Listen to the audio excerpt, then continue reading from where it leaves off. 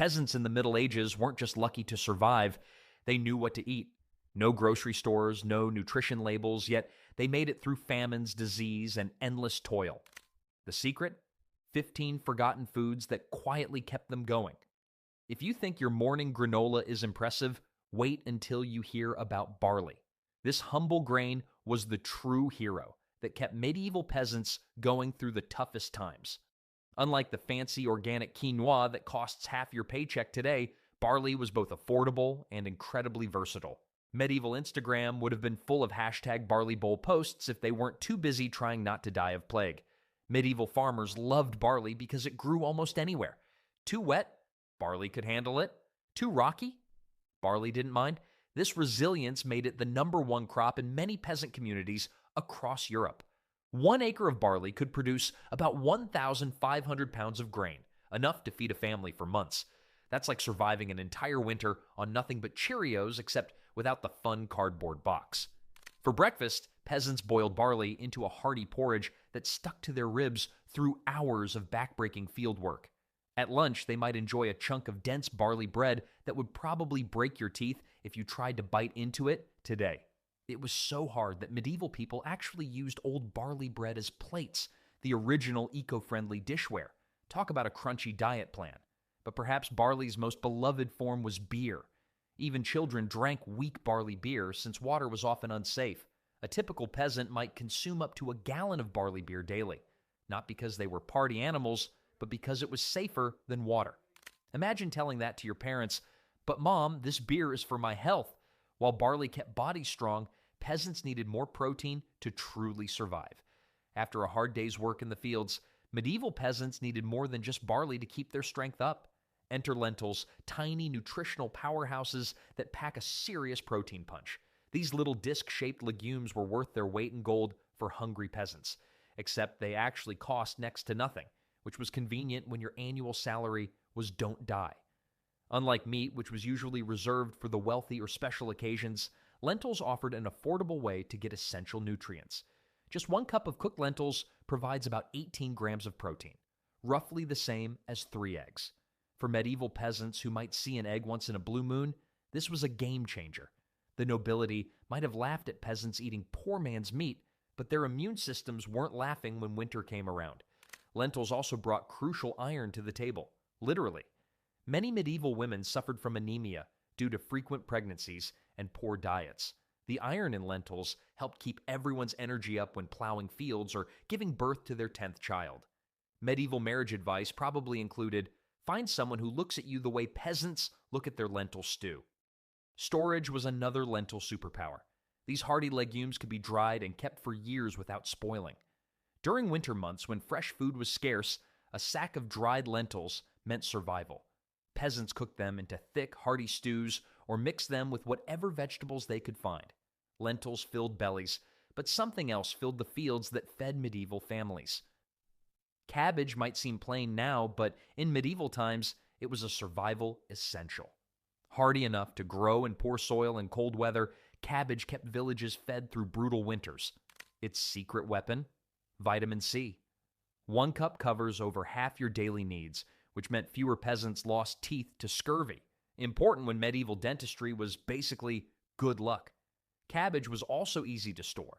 Shredded and salted into sauerkraut, it lasted for months and even helped gut health, though peasants called it not starving in February.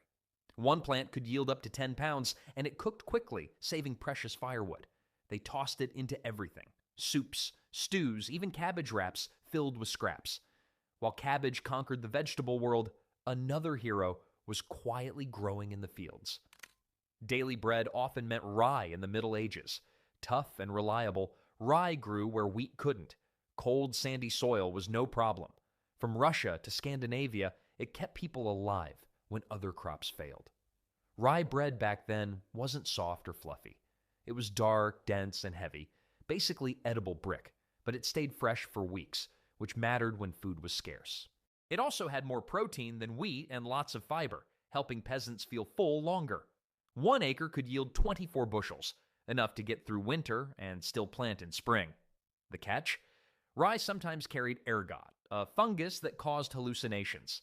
Peasants didn't know the science, so they blamed witches. Still, rye was a must-have crop, even with the occasional accidental magic show. While rye kept bread on the table, another humble root was working its magic beneath the soil, ready to transform peasant meals in its own way. Hidden beneath the soil, turnips quietly saved countless medieval lives. These round, white, and purple root vegetables rarely get the credit they deserve for feeding Europe's hungry masses. When famine loomed and fancier foods disappeared, turnips stubbornly remained, growing in soils that other vegetables rejected. A medieval cookbook might have simply advised, "Hungry? Dig up a turnip." The humble turnip packed an impressive nutritional punch. Rich in vitamin C, potassium, and fiber, turnips helped medieval peasants stay healthy even when their diets lacked variety.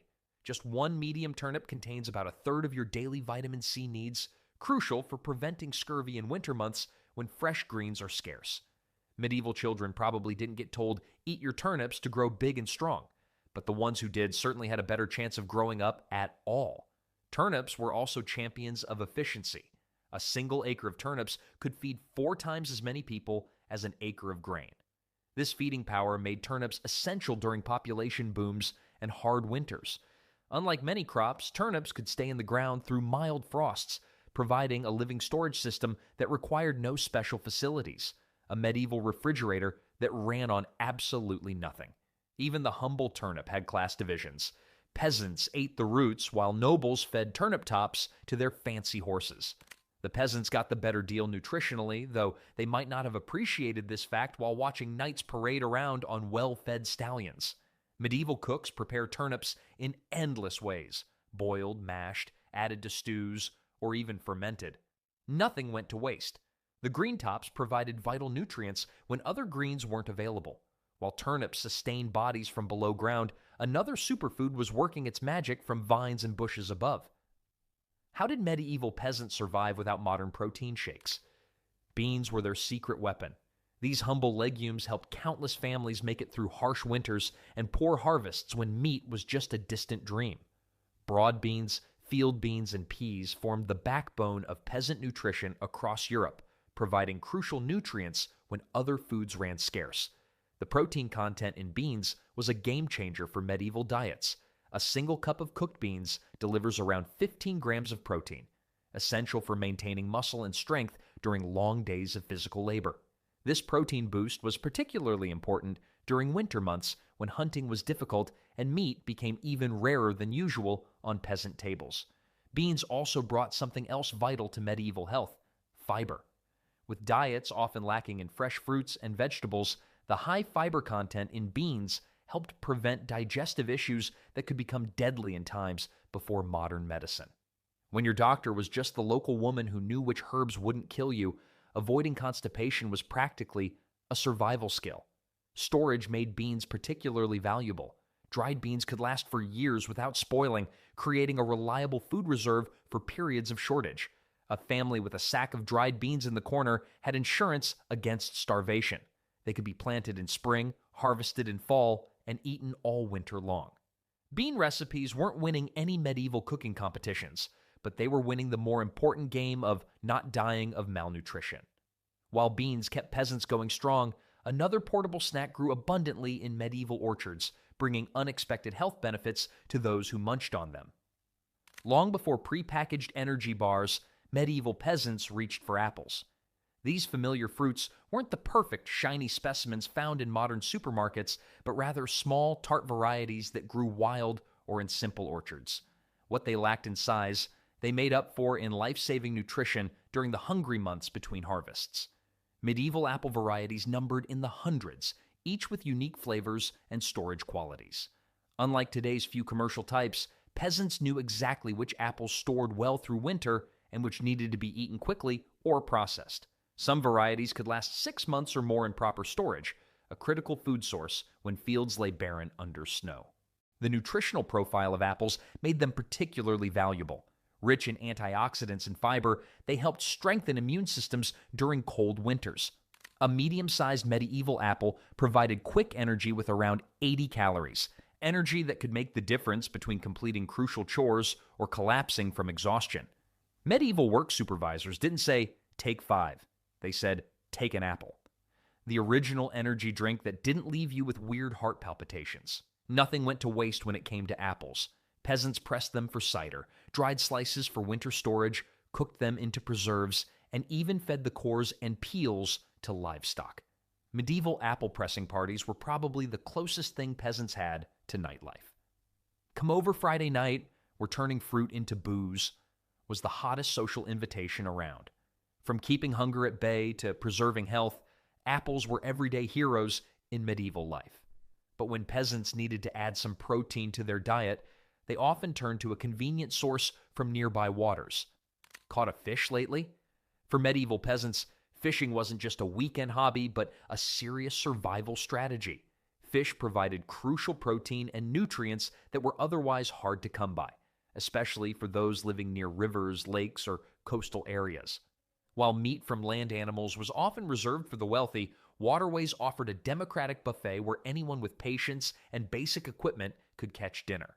Medieval fishing techniques were surprisingly effective despite their simplicity. Peasants used woven wicker traps, basic hooks carved from bone, and nets made from plant fibers to bring in their catch. In many areas, the local lord claimed rights to the best fishing spots, but clever peasants learned which streams and ponds were overlooked by authorities.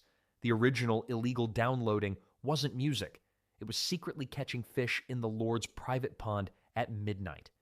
The nutritional benefits went far beyond just filling empty stomachs. Fish provided omega-3 fatty acids, which help brain development and reduce inflammation. Fatty fish like herring contained vitamin D, crucial for those living in northern regions with limited sunlight. Preservation techniques extended this valuable food source year-round. Smoking, salting, pickling, and drying fish created portable, long-lasting nutrition.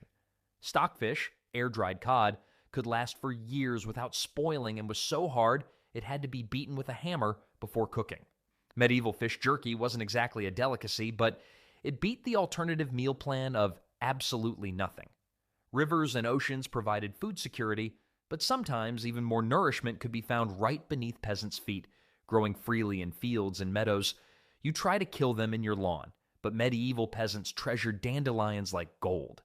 These bright yellow flowers that pop up everywhere were actually life-saving superfoods that helped countless people survive when food was scarce. For medieval families, seeing dandelions emerge in spring meant winter's hunger might finally end. What made dandelions special was their complete usefulness. Every single part could be eaten. The young leaves made nutritious spring salads, packed with vitamins A, C, K, and essential minerals. The yellow flowers could be turned into dandelion wine or added to salads. Even the roots could be roasted and ground as a coffee substitute or boiled for medicinal teas. One dandelion plant contains more vitamin A than a large carrot, crucial for vision health when you're trying to aim a bow at dinner. Medieval health influencers would have been all about dandelion detoxes if they weren't busy avoiding plague rats. The plant's diuretic properties helped flush toxins from the body, while its bitter compounds supported liver function, especially helpful after drinking that homemade medieval beer of questionable quality. Harvesting was straightforward. Just grab and pull. The timing mattered, though. Spring leaves tasted best before flowers appeared, when they were tender and less bitter. The roots were most nutritious when harvested in fall, when the plant stored energy for winter. While dandelions could be gathered almost anywhere, another wild plant offered healing powers that turned everyday meals into medicine. Garlic bulbs were the medieval version of a pharmacy, all wrapped up in papery skin. These pungent cloves did far more than flavor food. They were life-saving medicine in an age without antibiotics. A staple in cottage gardens across Europe, garlic grew easily, even in poor soil, and stored well through winter, making it the perfect peasant superfood. The health benefits that medieval people observed in garlic have since been confirmed by modern science. Compounds like allicin gave garlic powerful antibacterial properties that could help fight infections in an era when a simple cut could turn deadly. Fever, coughs, intestinal parasites, garlic was the go-to treatment for dozens of common ailments. Medieval doctors often prescribed garlic breath as medicine, which probably explains why their patients always kept a respectful distance. Eating just 1 to 2 cloves of raw garlic daily provided significant immune support. Many peasants wore garlic cloves around their necks during plague outbreaks, believing the strong smell would ward off disease. While hanging garlic didn't stop the Black Death, The regular consumption of this antimicrobial food likely did help some communities stay healthier than others. Garlic's culinary uses made medicine taste good. Its distinctive flavor transformed otherwise bland peasant meals of grains and vegetables into something worth eating.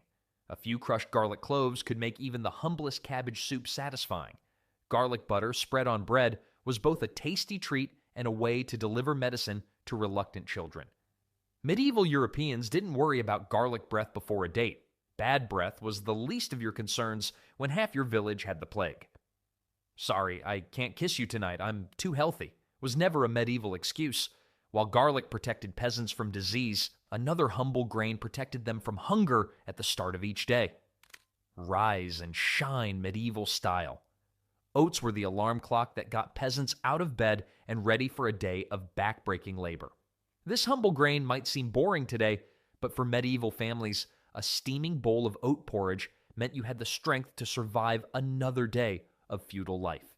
Oats grew where other grains struggled, thriving in cold, wet climates that would make wheat and barley shudder. The staying power of oats came from their impressive nutritional profile. Rich in complex carbohydrates, protein, and healthy fats, oats provided sustained energy that lasted through hours of field work.